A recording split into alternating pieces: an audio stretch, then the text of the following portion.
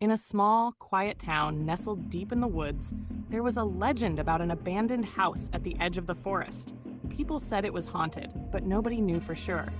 The house had been empty for years, its windows dark and broken, the doors creaking on rusted hinges, and a strange coldness always seemed to surround it, even on the warmest summer days.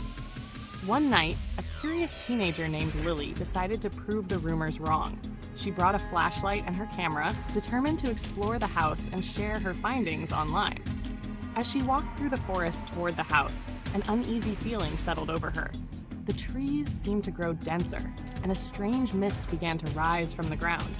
When she reached the house, she hesitated for a moment before pushing open the heavy wooden door. It creaked loudly, echoing through the empty halls. The air inside was damp and smelled of decay.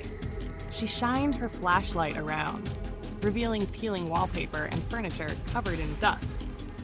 As she moved deeper into the house, she heard a faint whispering that seemed to come from every direction. It was impossible to make out what was being said, but it chilled her to the bone. Lily continued down a narrow hallway, her footsteps muffled by the thick layer of dust. She stopped in front of a door at the end of the hall. It was the only door in the house that was closed, and a strange chill seeped through the cracks. She reached for the handle, her hand trembling slightly, and turned it.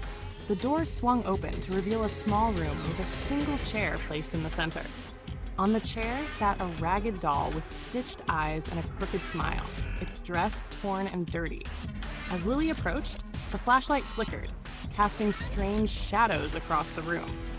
She picked up the doll to get a better look, but the moment she touched it, the whispering grew louder and more frantic. Suddenly, the door behind her slammed shut. The flashlight went out completely, plunging the room into darkness. Lily's breath quickened as she fumbled to turn the flashlight back on. When the beam finally flickered to life, the doll was no longer in her hands. Instead, it was sitting back on the chair, staring directly at her with its lifeless, stitched eyes. The whispers turned into a low, sinister chant, and Lily felt a cold hand brush against her arm. She dropped the flashlight, and it rolled across the floor, casting wild, erratic beams of light around the room. In that brief illumination, she saw them. Shadowy figures with hollow eyes, crowding around her, their mouths moving in silent screams. In sheer panic, she darted for the door, throwing it open and racing down the hallway. As she reached the front door, she heard the unmistakable sound of tiny footsteps following her, growing faster and louder.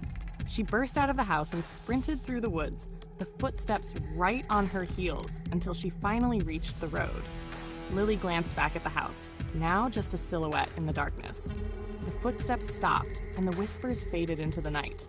But as she caught her breath, she noticed something chilling. A small, dirty doll lying on the side of the road, its stitched eyes fixed on her.